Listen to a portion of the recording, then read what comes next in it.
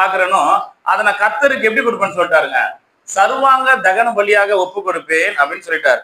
தொடர்ந்து நம்ம கீழே வாசிச்சோம்னா அங்க பயங்கரமா சண்டை நடக்குது.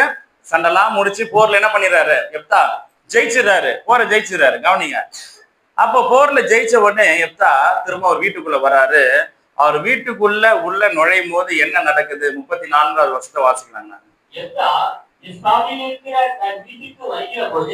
இதோ அவன் குமாரத்தி தம்புரு வாசித்து நடனம் செய்து அவனுக்கு எதிர்கொண்டு வந்தார். அவள் அவனுக்கு ஒரே பிள்ளையானவள். அவளை அல்லாமல் அவனுக்கு குமாரனும் இல்லை, குமாரத்தியும் இல்லை. யோசிச்சு பாருங்க, எப்தா பொருத்தனை பண்ணிட்டாரு. என்ன பொருத்தனை பண்ணிட்டாரு? நம்ம என்ன பண்ணுவோம், நல்லா மெசேஜ் கேட்போம், நல்லா துதிச்சு தேவனை மகிமைப்படுத்தி இப்ப சந்தோஷமா இருக்கும். இன்னைக்கு என்ன பண்ணிட்டேன், இந்த பாட்டு நல்லா இந்த சபையில பாடின பாட்டு, நான் வீட்டுக்கு போனோன்னு என்ன பண்ணுவேன், இந்த பாட்டை கண்டிப்பா என்ன பண்ணுவேன், பாடி நம்ம என்ன பண்ணோம், பிராக்டிஸ் பண்ணி நல்லா சத்தமா போன வீட்டுக்கு போவாங்க.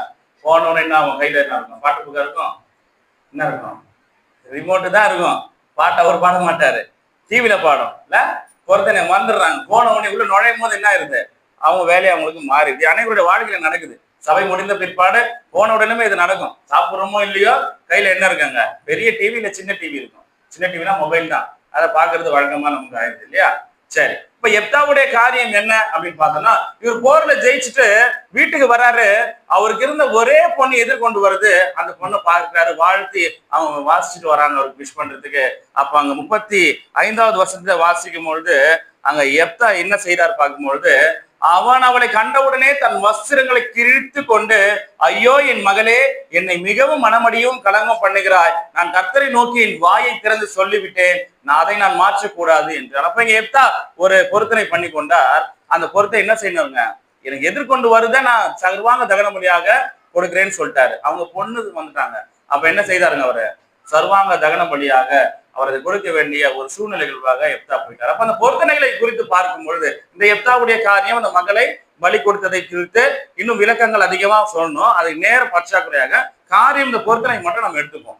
சரி, இந்த பொருத்தனையை எப்தா நிறைவேற்றினார் என்று கீழே இருக்கிற 40 வசனங்கள் வரும்போது நம்ம வாசிக்கணும். சரி, இது நிமித்தமாக இந்த நாள்ல நம்ம என்ன செஞ்சோம், அநேகருடைய மனதில் என்ன இருக்குங்க, ஒரு மனசுல ஒரு காரியம் இருக்கு, கிறிஸ்தவர்களுக்கே இருக்கு. என்ன இருக்கு, அநீதியான காரியங்களுக்கு தங்களுடைய வாழ்க்கையில, விசுவாச வாழ்க்கையில பொருத்தனைகளை பண்ணி கொள்றாங்க. அப்ப இந்த பொருத்தனைகள் கிறிஸ்தவர்கள் பண்ணலாமா கூடாதா? இப்ப பொருத்தனைனா என்ன நம்ம நேரம் பார்த்தோம்.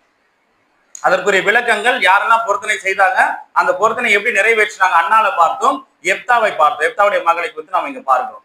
சரி, தேவ பக்தியாய் நடந்தவர்கள் தான் இவங்க எல்லாம். அப்ப நம்முடைய வாழ்க்கையில புதிய ஏற்பாட்டின் சட்டத்தின்படியாக வாழ்கிற நம்ம